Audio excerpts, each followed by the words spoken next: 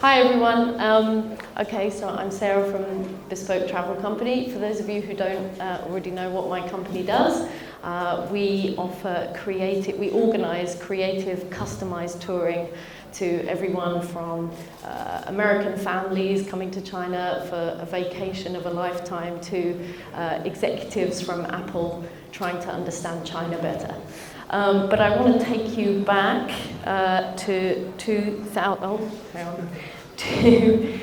2011 when I had just started this company, and I was very stressed out because I had just lost the third member of staff in less than 2 years.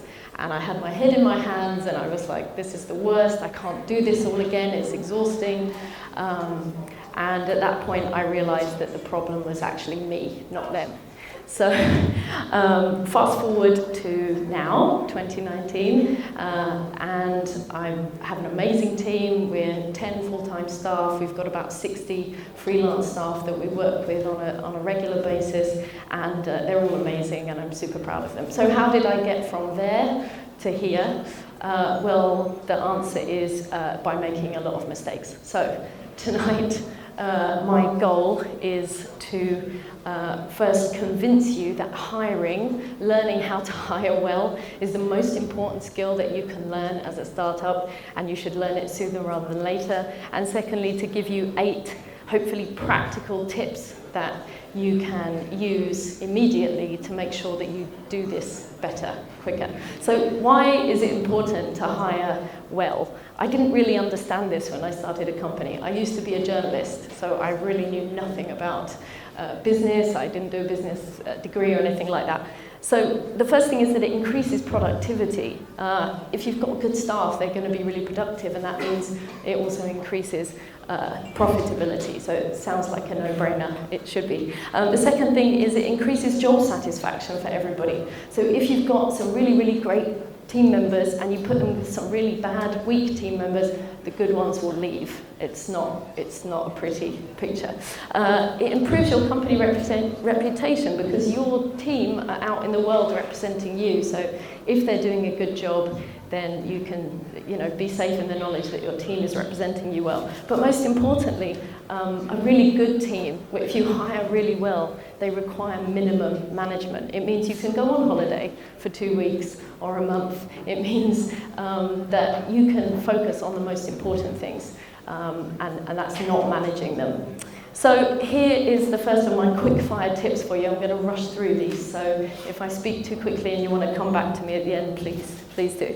So the first one is don't hire in desperation. It's the easiest thing to do when somebody has left your team and you have to fill the position and there's loads of work and you're having to pick up the slack. It's super tempting just to take someone who is just good enough. Don't do that, even if it means you have to wait a year. 2 years until you find the right person. So if you remember one thing from this talk, it would be this: don't hire desperately, because you'll end up with the wrong person, and then you've got an even bigger nightmare on your hands 8 months later.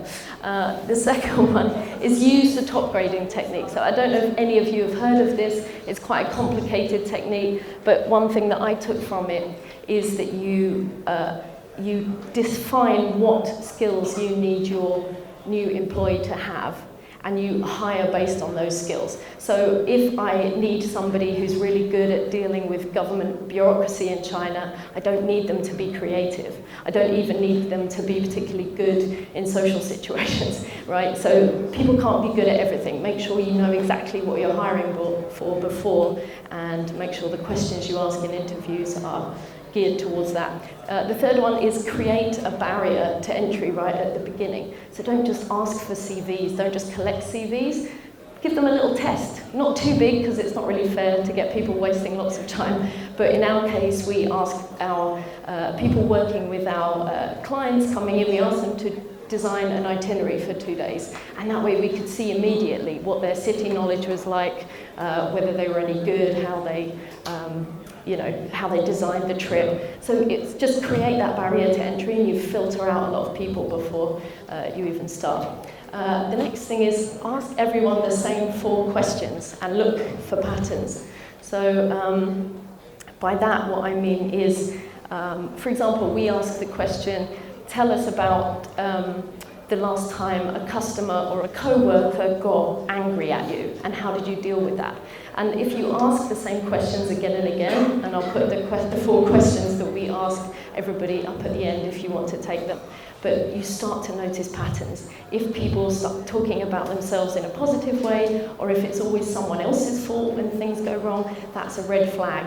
So the more people you interview, if you're asking the same questions, you'll start to notice the pattern. Do 3 rounds of interviews. I know people, it's really tempting just to do 1 interview and be like, oh, they're really nice. It's also a really bad idea. So make sure you do 3 interviews and try to get another colleague to do the last interview, particularly if they're the one that's going to be working with them all the time, right? And then look for reasons not to hire. This is something that I learned really early on, and it sounds counterintuitive, but what I mean by that is, again, people hire very emotionally, and if you like somebody or they remind you of yourself or someone you like, it's really easy just to hire them. But actually, you need to look for reasons why you wouldn't hire them, because if you've any doubt, then you shouldn't hire them. So that's the message from this, trying to find people who are basically perfect. If you can't find any reason not to hire them, then hire them. And then this one, check references. It sounds really basic, but no one really ever checks references anymore, at least since I've been in China. Super important, because it's your last line of defense before you invest all your time and money in these people. So make sure that you actually check references, all 3 of them. And then finally, make sure you know how to keep them. Sounds a little bit obvious, but you need to make sure that you have also done your research about how to keep staff. Try to create a company culture, have one-on-ones with them, for example. So with all of my staff, every 2 weeks I have a one-on-one with them. That's our opportunity to tell me if they want a pay rise or they're not happy. You know, make sure once you've found these really great people that you can keep them. And so I just wanted to put here a few resources for you guys. Manager Tools is a podcast that's been hugely valuable to me. Like I said, I didn't get a business degree or anything, so I've learned most of the things I know from these kind of things. Really great podcast for all aspects of management. These are the 4 questions that my company asks everyone, so hopefully feel free to steal them. And finally, this is top graded. Again, if you're interested in that, you can look into it.